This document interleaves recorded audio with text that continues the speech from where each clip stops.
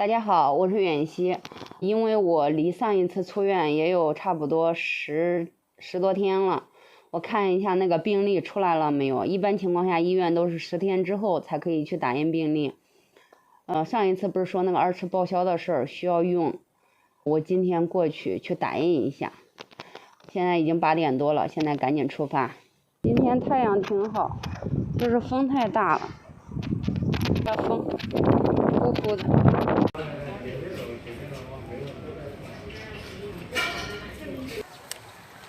哟，风好大呀，打出来了。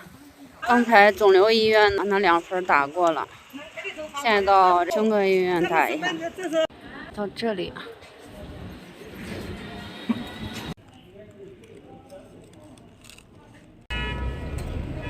胸科医院呢也打印过了，现在回家。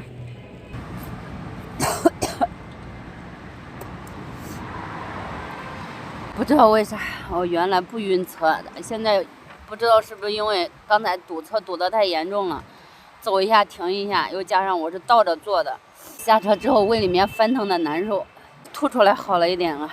吃清淡一点吧，买点青菜回去炒一下。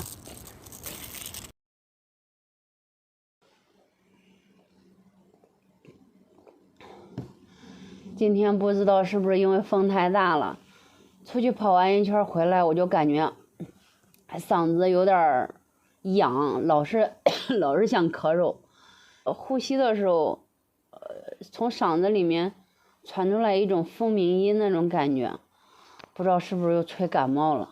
我这来了，现在也有4天了，也没干什么正事儿。今天去把病历打印了一下，到时候给我老公寄过去，看看报销的话需要什么材料，我整理一下，到时候给他邮寄回去。